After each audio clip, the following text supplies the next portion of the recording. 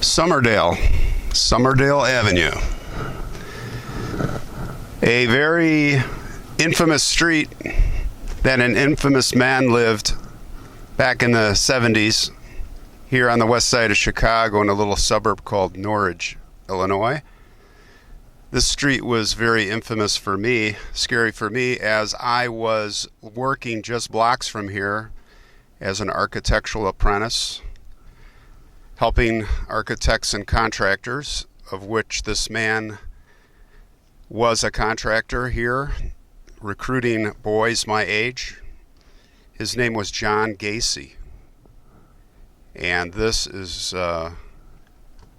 where it happened. I am approaching his house here, well, where his house once stood on the left, and it was here that 33 boys were found murdered, skeletonized in the basement. This house you see here is the neighbor. This is how his house looked at the time, because the matching similar house that was right here was torn down piece by piece as they exhumed the boys. I see it's for sale. I'm not surprised. When they first built this house, I remember I was here as they were taking the bodies out. I came over to see. I was horrified. I was thinking, boy, I could have been easily one of those boys. And I remember when they built the new house, this house, it totally didn't fit the neighborhood.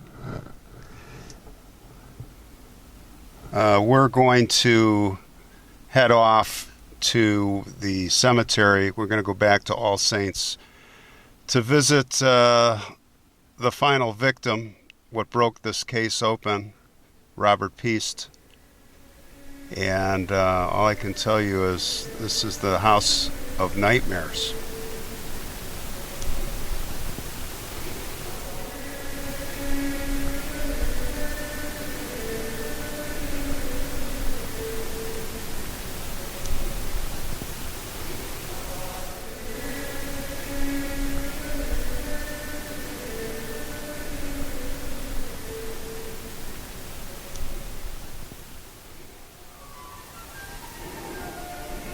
Hey gang, what's going on? I'm back at All Saints Cemetery at the big mausoleum. I've got to talk really quiet because, well, to be respectful, but you could hear a pin drop like a mile away here.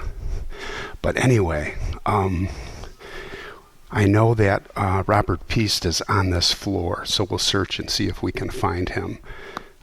He was a victim of John Wayne Gacy. And thus far, I've not been able to find him. So come on along. Let's see what I'll tell the story as we look. It's a beautiful, beautiful building here. So let's just talk about Gacy for a minute. You've all probably heard of this guy. He was born in March of 1942. He was born in Chicago. And I think from what I've read, as he grew up, the thing that he had to face was a very abusive father.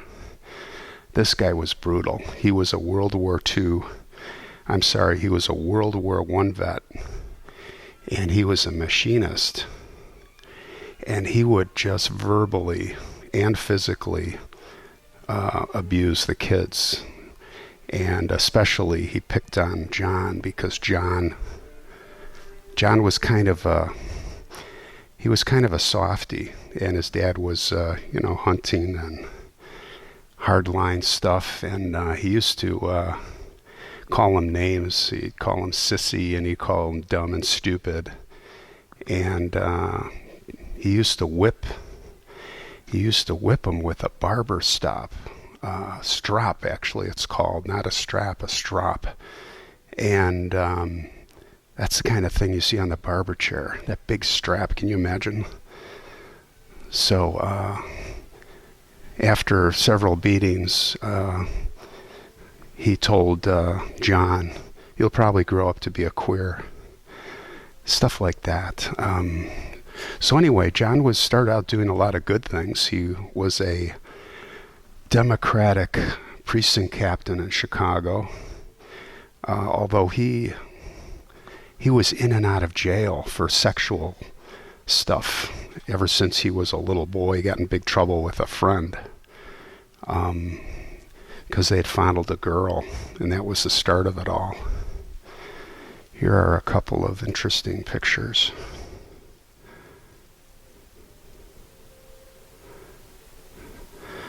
Giuseppe, 1911 to 1987. And then there's Rosa DeFranco, 1972 to 2000. Died very young. Beautiful woman. Wonder what happened.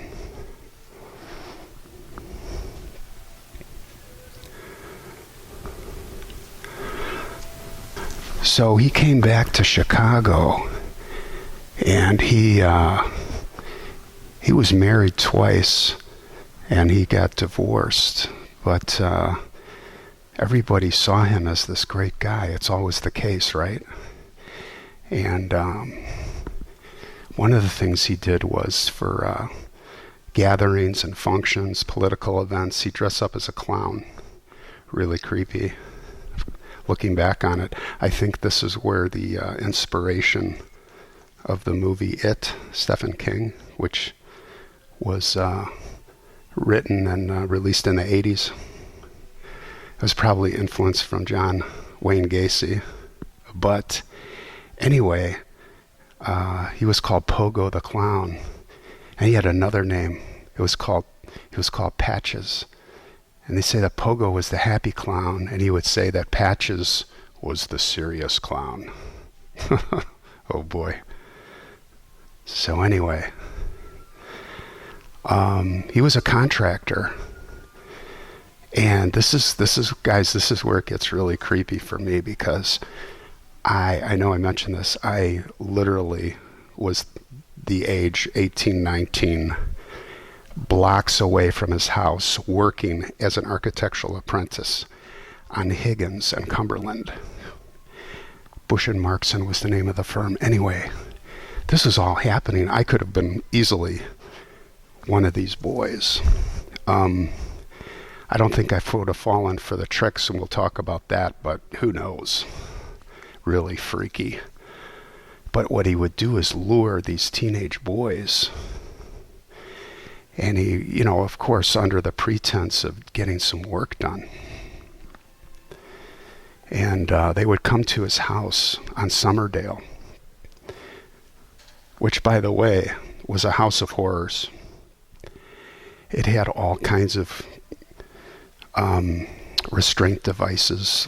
For one, there was a thing called a pillory device. This is the kind of stuff they used in the medieval times. Remember that big block where you put your head goes in it, and your hands, your wrists? He had it hooked up to the ceiling. Really crazy.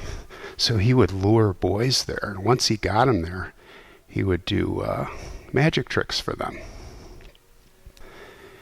And he called the big trick was the handcuffs trick. And he said, yeah, put these handcuffs on, I'll show you the trick. And these boys, I don't know that I would do this. I'd be out of there. But you know what? You're 18, 17, who knows? You don't have the experiences in life. And once he got them in the handcuffs, and he would knock them down. He had a baseball bat, and he would torture them and assault them and all kinds of bad stuff, and of course kill them. So I remember going down the street as this was all unfolding. And I went down there to look, and they were tearing that house apart. And I saw them carrying one of the bodies out. It was at night. They had a bunch of lights there, and They pulled 33 boys out of that crawl space. 33 boys, and he killed a lot more. There were 5 that he dumped in the Des Plaines River off Route 55. One of them off the bridge fell onto a barge. And others. He originally had them in the attic, but he was afraid of seepage, as he said, leaking down. So he actually had his workers, 2 guys, dig these trenches in his crawl space. They were right there. They had no idea what they were doing. And they dug these trenches for him to put these bodies. How could you fit 33 bodies in the small house crawl space? Anyway, in 1978, there was no more room, and he was getting a little more desperate. And the first mistake he made was there was a boy named Jeffrey Rignall. He did that whole sequence with him, except he didn't kill him. He dumped him in Lincoln Park. So what this kid did, of course, he reported to the police, and the police were like, "Oh yeah, young man, sexual, blah blah blah." They ignored him. So what the kid did is a couple of buddies, he staked off the Kennedy Expressway there at Cumberland at night and waited and followed. He remembered John Gacy's Oldsmobile, and he followed him home, so he had his home located. So he was persistent in that. Kept on the police. But then the last victim was Robert Piest. So he went to the Nissan pharmacy there, and Robert was coming home, getting picked up by his mom, and he said, "Hey Mom, I'll be home later. I'm gonna get this, I got this job offer, it sounds really good, from this contractor guy here." So when John Gacy got him back doing the routine, and he got him in the handcuffs, Robert said, "So what's the trick?" And by the way, this is all testimony from Gacy, after the fact. And he said, what's the trick? And John Gacy held up the keys. He goes, "The trick is you have to have the keys." And then he said, I'm going to torture you and rape you and kill you, and there's nothing you can do about it." And he said that Robert just started weeping.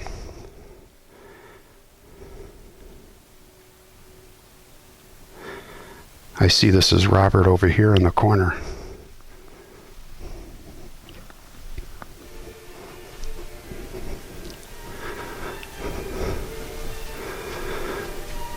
Robert Piest, 1963 to 1978. Yes, 1978. I was a freshman in college.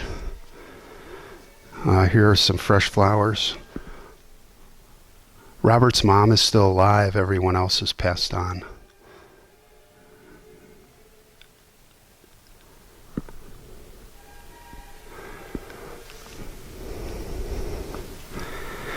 I see that Robert's father is here, Harold.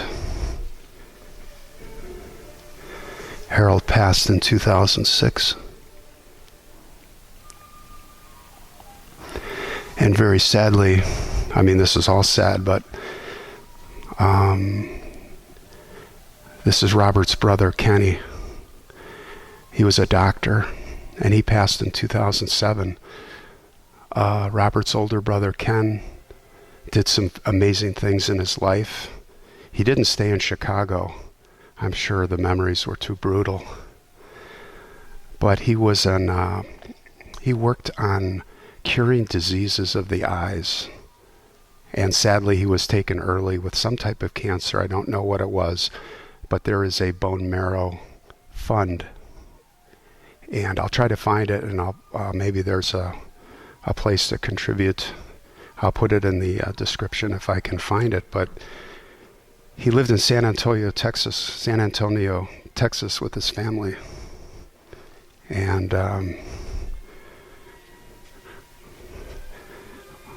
that's the story. I mean, all I can say is Gacy ended up in prison. He was in complete denial, he was a completely delusional sociopath, if there ever was one. And one of the things he did in prison was he did paintings, all kinds of paintings. Of course, you know, when you're on death row in this country, it's really more of a life sentence, because you can live on appeals for 25, 30 years. So he did paintings. He lived 3 meals a day in a warm bed, and he got a lot of publicity, which he loved. And he loved tormenting the families by making statements about them, really cruel statements. But it was fitting that after he was given the lethal injection and was dead, that all the families that bought the artwork, and they had a big bonfire with that artwork. I hope that none of it exists today. Well, Robert and Harold and Kenneth,